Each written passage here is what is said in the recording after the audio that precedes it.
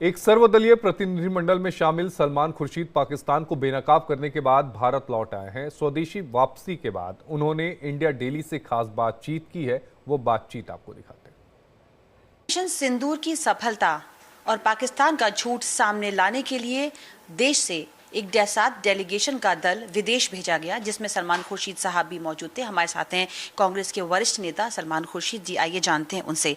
Sir, जब आप उस डेलीगेशन का हिस्सा थे तो वहां जाने का क्या लगा? कुछ असर पड़ा? क्योंकि पाकिस्तान ने भी एक चिट्ठी भेजी थी शायद कि हम लोग जो कह रहे हैं वो कुछ गलत कह रहे हैं या झूठ कह रहे हैं। पाकिस्तान ने कोई जब मलेशिया का हमारा दौरा पूरा हुआ, हम लोग एयरपोर्ट जा रहे थे, उस समय पता लगा कि उन्होंने एक प्रेस विज्ञप्ति दी है और उसमें उन्होंने कहा है कि भारत जो भी कह रहा है वो गलत है और ये धोखा दे रहे हैं आपको, ऐसा कर रहे हैं वैसा कर रहे हैं। लेकिन उसका कोई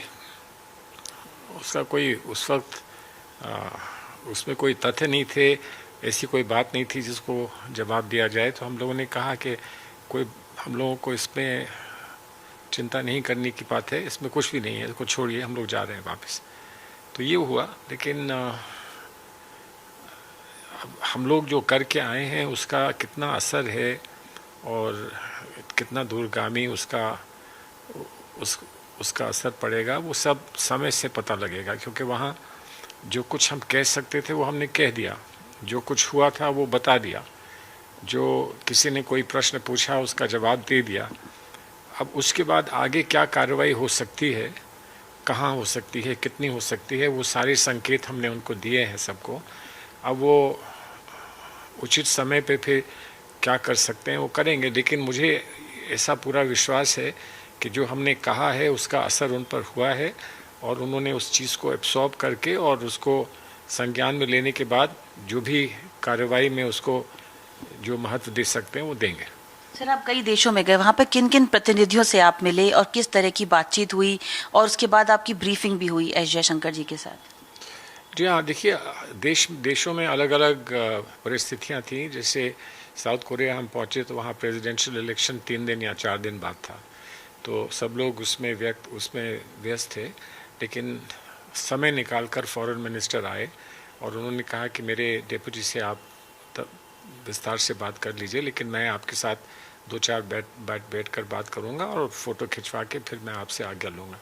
तो वहाँ ऐसा हुआ। फिर हम जब मलेशिया पहुँचे तो उस वक्त प्रधानमंत्री मलेशिया के अनवर इब्राहिम साहब, जिन्होंने बहुत एक अच्छा और स्पष्ट समर्थन का पत्र लिखा था प्रधानमंत्री महोदय को, हमारे प्रधानमंत्री को, वो उस समय सिंगापुर में थे। सिंगापुर में कॉन्फ्रेंस हो रही थी जो ये शांग्रीला कॉन्फ्रेंस थी, वो हो रही थी, तो उसमें वो गए हुए थे। और जब वो लौट कर आए तो उस समय वहाँ पर वहाँ के जो किंग हैं मलेशिया के, उनकी बर्थडे थी। वो 4 दिन लगातार प्रधानमंत्री और सारे मंत्री वहाँ बिजी थे। लेकिन तब भी उन्होंने अपने 2 डिप्टी मिनिस्टर्स को, जो प्राइम मिनिस्टर्स ऑफिस के लोग थे, उनसे कहा कि आप जो जाके मिलिए और विस्तार से बात करिए। कई जगह पर स्पीकर्स से बात हुई, कई जगह पर जो फॉरेन अफेयर्स कमेटी थी उसके चेयरमैन रहे, उनके और सदस्य रहे, उनसे बात हुई। तो लगातार हर जगह बहुत अच्छा प्रतिनिधित्व हमको वहाँ की सरकार का मिला और बहुत संतोषजनक बात हुई उनके साथ। सर, आपने ऐसा क्यों कहा कि देशभक्ति करना इतना आसान नहीं है? इसके पीछे आपका क्या तथ्य था? अगर है तो मुझे कोई बता दे कि देशभक्ति आसान है। कोई बता दे कि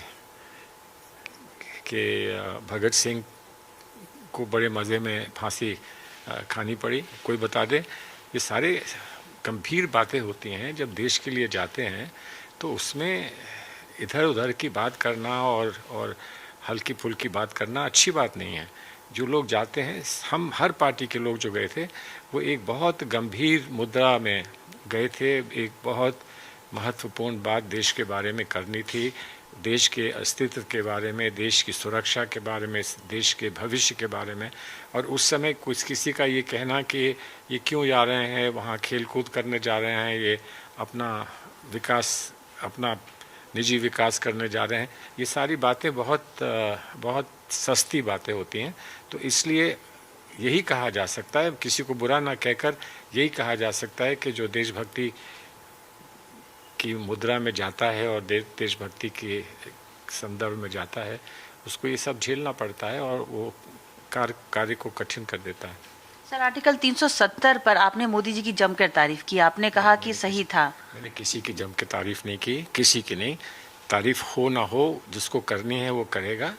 मैंने कहीं किसी की तारीफ नहीं करी, मैंने कहा किसी का विरोध नहीं किया। मैंने सिर्फ किसी ने पूछा कि 370 है कि नहीं, मैंने कहा कि नहीं है, और अगर है तो मुझे आप बता दो कि है, 370 नहीं है।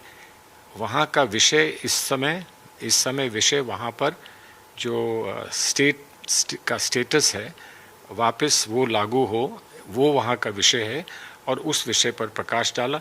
370 तो पुरानी बात हो गई, तो उसमें किसी की तारीफ और किसी की बुराई करने का तो कोई प्रश्न नहीं उठता है।